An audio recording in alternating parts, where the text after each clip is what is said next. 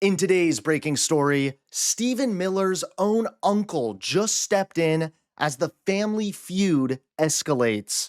That's right, things continue to be awful for Voldemort. How's it going, everybody? Hunter Avalone here with Occupy Democrats. Welcome back to another video. Now, Donald Trump's economic policies continue to be a disaster, and I've been talking a lot about how badly farmers have been impacted lately.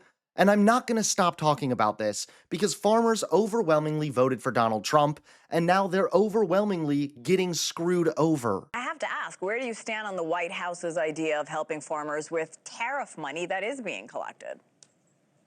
That's the most ridiculous thing. Let me explain to you. Okay. Or your listeners, excuse me. Those tariffs I'm paying on inputs. Just this spring, and all of our parts, many of our parts come from other countries. All right, just this spring, I go to my local John Deere dealer. I need a chain for my corn planter. I take it out of the box, John Deere box. Dealt with these people for 40 years. John Deere part number. Turn it over. It says made from China. Okay, I'm thinking, wow, that's odd. I just paid a tariff on that doggone thing. So here's the deal. I'm paying that tariff because my importer, John Deere, paid it. They paid it directly to the Treasury. Now the President of the United States is going to take my money and give it back to me and call it a bailout. That's just comical. And I tell you what, this administration has got agriculture, has got farmers exactly where they want them. And that is in need of what only Trump can deliver, and that's a bailout. What a terrible place for agriculture to be. Farmers are independent. They are independent businessmen and women, and they want to live off the land. They're creating income off the land for their communities, and President Trump has them right where he wants them. And for good reason, Trump is getting pushback everywhere. You would also, I would hope, not deny the fact that the judge who ruled against the deployment to Oregon is not some lefty. She was a Bush-appointed U.S. attorney. She was on Ken Starr's team.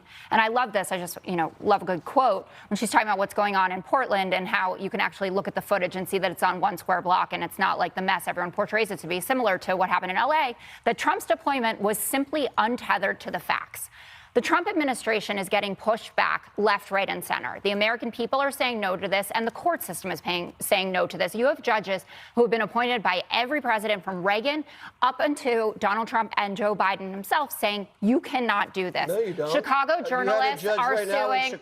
Chicago journalists are suing DHS for having excessive force used against them. And I know you love a good poll. I'm going to lead the A block with it. CBS.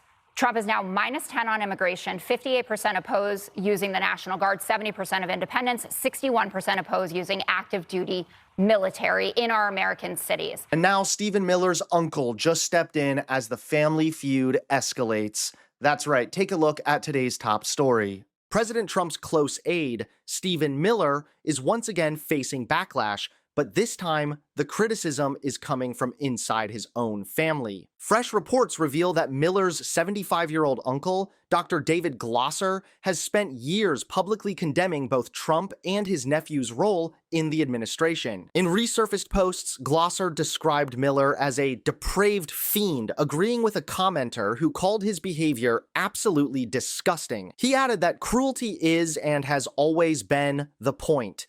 Glosser didn't stop there. Earlier this year, he referred to Trump as Mr. Orange and warned that the country was being run by knaves, sycophants, and fools. Back in 2018, he had already blasted his nephew for pushing what he called institutional political racism that, in his words, completely repudiates the American dream. This isn't the first family member to turn on Miller. His cousin, Elisa Casmer, recently wrote a scathing post of her own. I am living with the deep pain of watching someone I once loved become the face of evil. I grieve what you've become, Stephen. I will never knowingly let evil into my life, no matter whose blood it carries, including my own. Miller, who currently serves as Deputy Chief of Staff for Policy, has long been considered one of Trump's most hardline voices on immigration and culture war issues. But the sting of these remarks is amplified by their source, relatives who say they once cared deeply for him, now describing him as unrecognizable.